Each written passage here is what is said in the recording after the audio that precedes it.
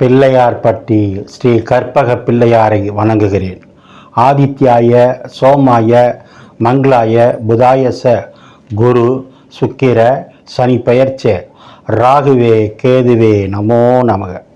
நமது வாழ்க வளமுடன் யூடியூப் சேனல் நேயர்கள் அனைவருக்கும் அஸ்ட்ரோ டிஎஸ் மோகன்ராவின் அன்பான வணக்கம், வாழ்த்துக்கள்.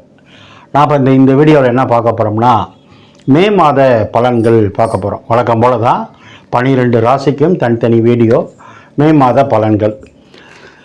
இதில் நீங்கள் நம்ம இந்த மாதத்தில் கிரகங்கள் எங்கே இருக்குது, எங்கே நகருதுங்கிறத முதல்ல பார்த்துருவோம்.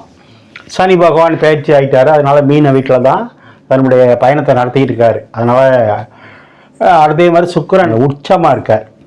புத பகவான் நீச்சமாக இருந்தார், ஆனால் நீச்ச பங்க ராஜ யோகத்தில் இருந்தார். சுக்கிரனோடு இருந்ததுனால அவர் 7ஆம் தேதி மேச வீட்டுக்கு வர்றார். வந்து இந்த மாதம் ஃபுல்லாக இங்கே தான் இருப்பார், கடைசியாக தான் நகருவார். அதை நான் பலன் வரும்போது சொல்கிறேன். சூரியன் 14ஆம் தேதி வரைக்கும் மேச வீட்டில் இருப்பார். அது உச்ச வீடுன்னு சொல்கிறது. அதான் சித்திரை மாதம் அவங்களுக்கு. இப்போ அவர் 15ஆம் தேதி ரிஷப வீட்டுக்கு வருவார். ரிஷப வீட்டுக்கு வந்தாலும் அவர் வீட்டுக்கு 10ல் இருக்கிறதுனால திக்பலமாக இருக்கார் அப்படின்னு சொல்லலாம். குரு பகவான் பார்த்தீங்கன்னா 14ஆம் தேதி பயிற்சி ஆகிறார். அதான் குரு பயிற்சிங்கிறது. இவ்வளோ காலம் எங்கே இருந்தார்?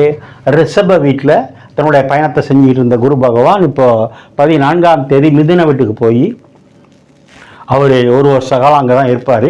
இடையில அதிசாரம் வாங்கி கடை வீட்டுக்கு போவார். அதெல்லாம் நம்ம மாத பலன்களில் விரிவாக சொல்கிறேன்.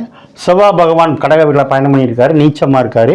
கேது பகவான் ராகு கேது இந்த மாதம் 18ஆம் தேதி பயிற்சி. ராகு கேது பயிற்சி இந்த மாதம் 18ஆம் தேதி. இது வரைக்கும் மீன வீட்டில் இருந்த ராகு பகவான் கும்ப வீட்டுக்கு வர்றாரு.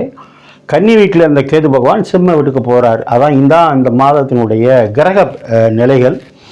முக்கியமாக இந்த மாதத்தில் 2 பயிற்சி. அது தெருக்கணித பிரகாரம் குரு பயிற்சி, ராகு கேது பயிற்சி தான். அடுத்து இந்த மாதத்தில் என்ன விசேஷம் அப்படின்னா, மே மாதம் 1ஆம் தேதி தொழிலாளர் தினம். உலகம் முழுவதும் இருக்கின்ற, நாடு முழுவதும் இருக்கின்ற தொழிலாளர்களுக்கு மே தினம் அப்படின்னு சொல்கிறது. அப்படி கொண்டாடக்கூடிய தொழிலாளர்கள் அனைவருக்கும், அனைத்து தரப்பு மக்களுக்கும் நமது யூடியூப் சேனல் சார்பாக, உங்கள் நண்பன் என்ற முறையில் ஜோதிடர் டிஎஸ் மோகன்ராவ் சார்பாக வணக்கம், வாழ்த்துக்கள். சரி, இந்த பலன்கள் எல்லாமே பொது பலன்கள் தான். இது ஒரு 20-25% தான் நீங்கள் எடுத்துக்கணும். உங்கள் சொந்த ஜாதக பலன் கிடையாது. ஏற்கனவே நம்ம சனி பயிற்சி வீடியோ விட்டுருக்கோம், நிறைய பேர் பார்த்துட்டு வாழ்த்து சொல்கிறீங்க. அதே மாதிரி குரு பயிற்சி வீடியோ விட்டுருக்கோம், வழி வந்துடுச்சு, பார்த்துக்கிட்டு இருக்கீங்க. ராகு கேது பயிற்சின்னு ஒரு 2 நாளில் வந்துடும், பார்த்துட்டு வாழ்த்து சொல்லுங்கள்.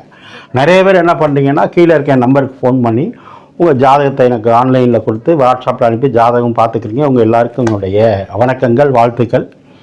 உங்களுக்கு இப்போ தான் முத இந்த சேனலை பார்க்குறீங்க அப்படின்னா சப்ஸ்கிரைப் பண்ணிக்கோங்க, லைக் பண்ணுங்கள், உங்களுக்கு ஷேர் பண்ணுங்கள், உங்கள் உறவினர் நண்பர்களுக்கு சொல்லுங்கள். ஏதாவது சந்தேகம் இருந்தால், இல்லை ஜாதகம் பற்றி பார்க்கணும்னா கீழே இருக்க கமெண்ட்ஸில் போடுங்க, இல்லை ஃபோனில் கேளுங்க. இப்போது இந்த மே மாதம் பிறந்திருக்கு. இந்த மே மாதமும் இந்த குரு பயிற்சி, ராகு கேது பயிற்சியும் உங்கள் அனைவருக்கும் நன்மையே நடக்கணும்னு நான் நித்தம் வணங்கி வேண்டி நிற்கும் அந்த அண்ணாமலையார் உண்ணாமலை தாய், என் குலதெய்வம் முத்துமாரியம்மன், நான் நித்தம் வேண்டிக் கொண்டே இருக்கும், நினைத்து கொண்டே இருக்கும் குமாரமலையான், என் தாய் தந்தையரை வணங்கி இந்த பலன்கள் அத்தனையும் உங்களுக்கு சிறப்பாக இருக்கணும்னு கேட்டுக்கிறேன். ஓம் நமச்சிவாய. இப்போ நம்ம விருச்சிக ராசியை பார்ப்போம். விருச்சிக ராசி அப்படின்னா ஆழமான அறிவான ராசின்னு அர்த்தம். பிரெயின் ஷார்ப்பாக இருக்கும். எந்த விஷயத்துலையும் அவசரப்படாமல் தெளிவாக முடிவெடுக்கிறது யாருன்னா விருச்சிக ராசி தான். ஞாபக மறதியும் கொஞ்சம் இருக்கும். சரி, என்ன ஒன்று, இவங்களுக்கு தாய் வழி உறவில் ஒருத்தவங்களுக்கு குழந்தை பாக்கியம் குறைவாக இருக்கும், அல்லது மனநலம் பாதித்தவங்க இருப்பாங்க. அவங்களுக்கெல்லாம் இந்த மாதம் நல்லது, குழந்தை கிடைக்கும். மனநலம் பாதித்தவங்களுக்கு குணமாவாங்க. அது பெஸ்ட்டு முதல் செய்தியாக தான். ஏன்னா போகிற வாரம் ஃபுல்லாக எனக்கு ஃபோன் பண்ணி கேட்டது விருச்சிக ராசி தான். எங்கள் மாமாவுக்கு குழந்தை கிடைக்குமா சார், எங்கள் சின்னம்மா மனநிலை சரியாக வந்துடுவாங்களா சார், ஒரு 4-5 பேர் ஜாதகம் அனுப்பி கேட்டீங்க.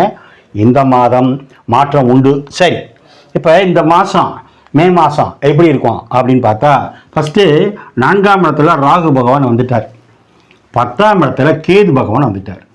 இப்போ 4ன்னா என்ன, உங்கள் மனசு விரிவடையும். விரிவடைன்னா என்ன, நல்ல எண்ணம், நல்ல சிந்தனை உருவாகும்.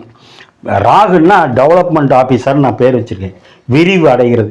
பெரிய சிந்தனைகளை தூண்டுறது எல்லாம் விரிவுபடுத்துறது, டெவலப் பண்ணுறது எல்லாம் ராகு தான். அப்போ 4ஆம் இடம்னா என்ன? வீடு.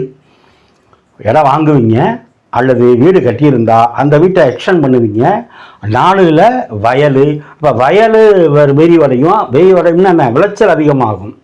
4னா வண்டி வாங்கணும். ஒரு வண்டியை கொடுத்துட்டு ஒரு வண்டி வாங்கிக்கலாம். 4ஆம் இடத்து விஷயங்கள் அத்தனையும் வெற்றி. அடுத்து கேது வந்ததுனால என்ன செய்யும்? வரலாம் 10ல் ஒரு பாவியாவது இருக்கலாம்னு ஜோதிடம் சொல்லுது. அப்போ கேது ஒரு பாவ கிரகம். 10ல் கேது வரும்போது தொழில் விருத்தி ஆகும். தொழில் நல்லா இருக்கும். தொழிலை பற்றி கவலை இல்லை. புது பிரான்ச் ஆரம்பிக்கலாம். புதிய பிரான்ச் ஆரம்பிக்கலாம். எக்ஸ்ட்ரா ஒரு இடத்துல இன்னொரு தொழில் போட்டு முதல் பண்ணலாம். அடுத்து 5ஆம் இடம் என்பது அங்கே போய் சனி பகவான் இருக்குது, சுக்கிரன் இருக்குது. இருக்கலாமா சார்? 5 அப்படின்னா பூர்வீகம், அதிர்ஷ்டம் இதெல்லாம் சொல்கிறது.